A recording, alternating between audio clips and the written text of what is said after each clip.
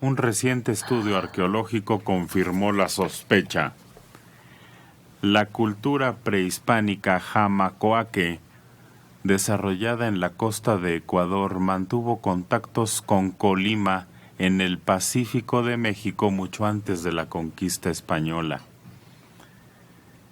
Atributos coincidentes en piezas de cerámica y aplicaciones odontológicas en cráneos hallados en yacimientos arqueológicos en México y Ecuador configuran un estudio que ya no deja dudas de la integración marítima entre los 300 y 800 después de Cristo entre estas culturas. Es un estudio que está publicándose un arqueólogo estadounidense quien ha efectuado excavaciones en la cuenca del río Jama en Ecuador y de su colega mexicano con hallazgos en Bahía de Manzanillo, explica incluso por qué en México los españoles se maravillaron con el chocolate, conocida como la bebida de los dioses, domesticada hace 5,000 años en la región amazónica ecuatoriana y ampliamente difundida en el Imperio Azteca. También por los primeros relatos de Indias cuando los conquistadores describían enormes barcos de balsa y de vela que surcaban las rutas del Pacífico con mercancía y gente. Pues yo creo que eso es charlatanería, fíjate. ¿Por qué? Porque en efecto no hay ninguna evidencia de que las culturas indígenas pudieran navegar el Pacífico. Sí había, y sí hay antecedentes y testimonios de la posibilidad de navegar así de cabotaje en las costas, en el Caribe, porque el propio Colón se encuentra con una enorme balsa de los mayas, comerciantes mayas, que llevan telas a toda esa zona que está cerca en las costas de Nicaragua y Honduras. Pero todos tú dices ahí cerquita. Pero ahí están. Ahora, el Pacífico es otra cosa. En el Pacífico no hay ningún vestigio de que ninguna civilización de americana realmente navegara. Pues dice... ¿No dice qué institución lo avala? Sí. A ver, el estudio publicado por el Museo de Dumbarton Oaks de Washington corresponde a la investigación del arqueólogo estadounidense James Seidler, quien ha efectuado excavaciones allá, y del colega mexicano José Beltrán Medina. Esa es la información. Pues habría que esperar a ver cómo se pronuncia el INAH, porque seguramente si el INAH autorizó algunas de estas excavaciones y demás, puede avalarlo o desecharlo, ¿no? Pues si están comprobando que hay intercambio de mercancía, ¿cómo llegó entonces? No creo que estén comprobando eso. Yo creo que están comprobando que tienen manifestaciones similares, imágenes similares en algunas cosas. Entonces no creo que esté ahí una manufactura michoacana o colimense en Ecuador. Sino parecida. Parecida. Ahora, las épocas no coinciden. Pues a ver, vamos a... Las culturas michoacanas son ya en nuestra era. Todo lo que sería la cultura purépecha, todas estas zonas se empiezan a manifestar después de que llega la gran migración que ocurre en el primer milenio, que trae a los nahuas y a pueblos similares. Y empiezan las civilizaciones a partir del año 1000. 1200. Entonces yo dudo mucho que esto sea más que un buen deseo de alguien, ¿no? Bueno, a ver si sí te sorprende. Una estatua de 2700 años de antigüedad, casi intacta, se está exponiendo en la isla griega de Santorini.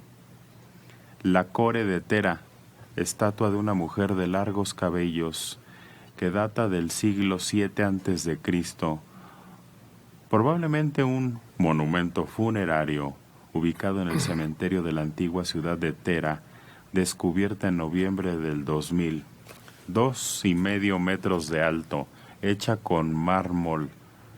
La estatua está casi intacta y solo le falta un pedazo de la nariz y un codo. La estatua será brevemente presentada de una exposición temporal inaugurada el domingo pasado en el Museo de Santorini en proceso de renovación.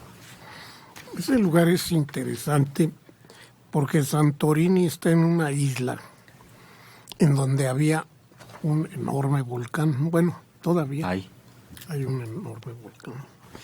Era la isla de Tera y allí había una gran civilización, puertos y demás, y llevaban intercambio con Egipto, los fenicios, la costa de Palestina y los griegos.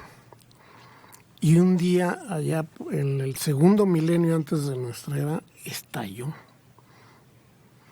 Es un estallido monstruoso así que algunos lo señalan como la causa de la creencia en la Atlántida, porque así Platón hace referencia a ese hecho. Pero para Platón ya había sucedido 1000 años antes.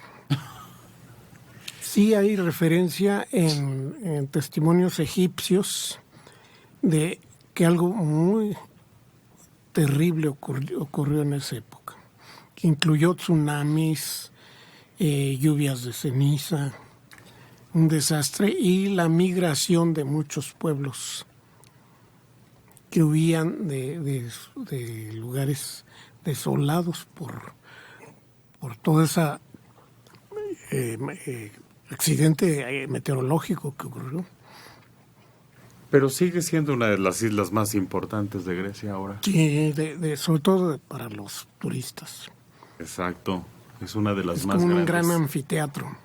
Ándale, como una bahía de Acapulquito, es el pero... cráter. Ah, ¿eso es? Es el cráter. Antes no había cráter.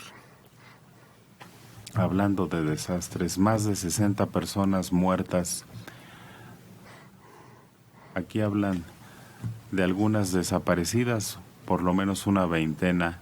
El terremoto, ajustaron la magnitud 6.8 grados que sacudió la provincia de Sichuan en el suroeste de China.